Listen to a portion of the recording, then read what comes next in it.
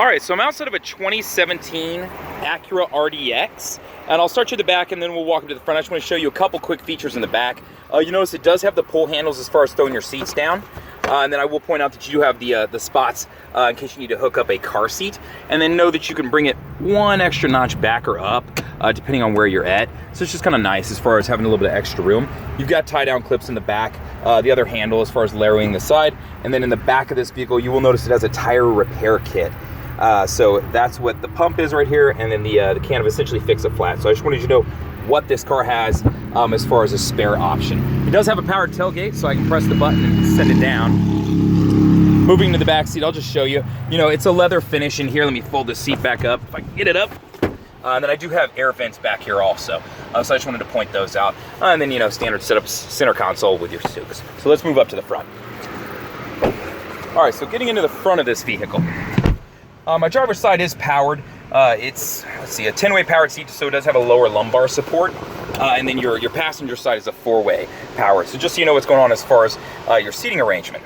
Now, as far as your doors, we'll just walk you across the front of the car and kind of explain some things. Power windows, auto up and down. On your driver and passenger side, your door locks, your window locks, your mirror controls as far as adjusting that. This car does have memory seating, so you can set up your seating to the car. You know, you get your seat ready, you press set, and then you select which one you want to set it to. Pretty easy stuff. And then you can tie it to the key. So on the key, which is in my pocket, on the back of the key, it'll list a 1 or a 2, so you can connect the 2. Moving down, you can see I do have the controls for my power tailgate right here. And then this is vehicle stability assist. It works with your traction control. And you go into a skid, it'll allow you to transfer power to whichever tire, or wheel I should say, has more traction. So that's what this is. Now moving up onto the steering wheel, start you on the left side. It's all labeled out here, so it's pretty self-explanatory. My volume controls are right here, jumping between channels as far as your favorite stations, things like that. And then of course, if you're listening to audio-wise, whether it be CD, USB, things like that, that'll allow you to jump tracks. Now, as far as your Bluetooth controls, so you can see to answer a phone call, to hang up a call, and then for voice command, you know, so press that, say call so-and-so, this sort of thing. And then I do have a back button here if I'm toggling through menus. So you can see my controls are right here. They're easy to work from my thumb. Moving over to the right side, these bottom buttons right here are actually gonna control this menu screen up here, so I can toggle through some of my different options. So that way you can see what's going on, tripometer, range, you know, average speed, just different things, my tire pressure monitoring system, oil life. Inside of vehicle settings, you can get to some cool stuff in here. So just, you know, driver position setup, keyless access entry as far as, you know, how the doors open, the lighting setup on how long the lights stay open, door setup. This is where you can set like your door locks, as far as, you know, if you wanted to switch when you hit 10 miles an hour to lock the doors, unlock when I get outside the driver's side door, it'll then unlock the remaining doors of the car. So those are default settings that are currently setting. You just select one when you get to it, and then you could go from there and select what option you want for it. And then when you want to exit, I've scrolled down to exit, and then I just select the enter button to exit that screen.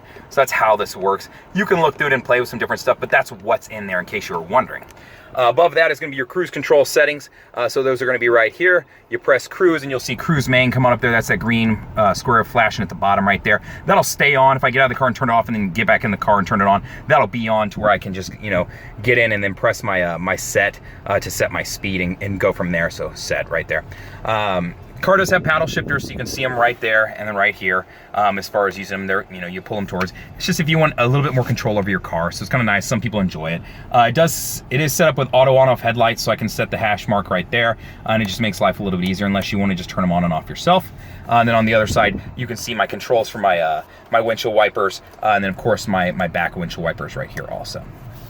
So, moving over, this car is a push button start, so it's keyless entry, so it's kind of nice. The key fob won't lock inside the car, so you're protected there. It's kind of the way things are moving, so I don't think this is, you know, brand new technology to anybody. And if it is, if you have questions, I'd be happy to answer it for you. Moving up onto the display, up there you can see my audio right now. If I throw it into my backup camera appears there also. And then I can toggle through some different screens, and I'm doing that with this button right here. So this is your standard wide view. If you're backing out the grocery store, you can see a little bit of your left and right. No manipulation, just a normal view, and then aim straight down. So my back bumper is gonna be right at the bottom of the screen, and then this dotted line is gonna be where the hatch will open up to, and then this would be for parallel parking. That would give you about 2.5 to 3 feet from your car. So that's what this is, and you can toggle through any of those while you're doing it.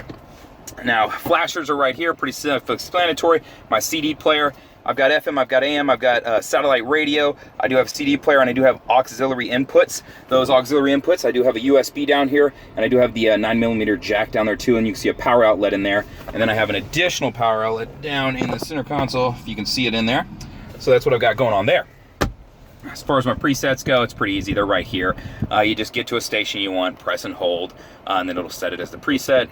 Now I've set that one. I wanted to adjust to another one. I'll go to 2, press 2, and then 2 should light up here in a second. Now 2 is set to that. So it's easy enough as far as setting your presets. Your display, what I want to show up on that screen, I can go from here, whether I want audio right now or I want a wallpaper that I can load up myself through the USB, or minimum if you just want to, keep screen black and just have a clock up there. So it just gives you some different options as far as what you can do.